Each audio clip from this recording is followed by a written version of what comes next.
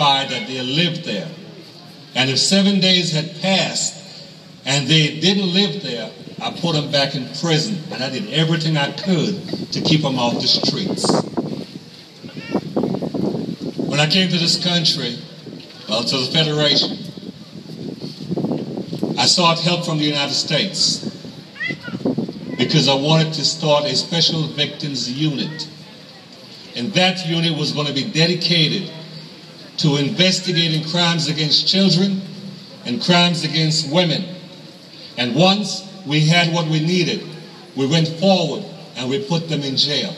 We have seen an increase in the reporting of crimes against women and crimes against children here in the Federation since the formation of the unit. We have also seen an increase in convictions for crimes against children.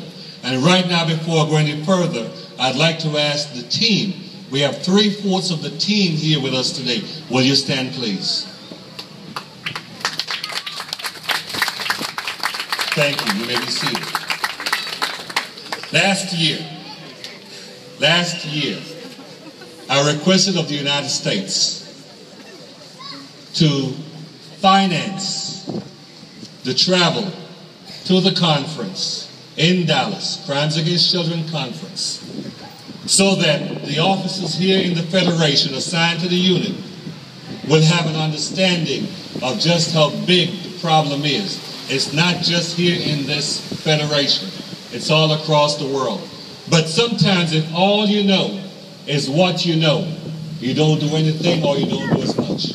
Since we have been back, we have seen a new vigor in the way that we process these calls, that the way we investigate these cases. And again, I will tell you, we have seen the increase and we've had quite a few convictions. I'll tell you some stories. In Orlando, there was a man who was molesting the kids in the neighborhood. And one night I had to go to that house to investigate because his grandson, who was 7 years old, was molested by a 9-year-old who the grandfather had molested. It keeps going if nothing is done. There in St. Kitts, there was a case where a man was caught with his daughter with peanut butter, and I won't go into it, and that was his own child. And then we got another call from a young lady. She told her grandmother what her uncle had done, and the grandmother asked her if she enjoyed it. This is the sickness that we're dealing with in this Federation. People, I'm going to tell you, you may not like me, and I really don't care. But if I catch you and I got the proof, I'm putting you in prison.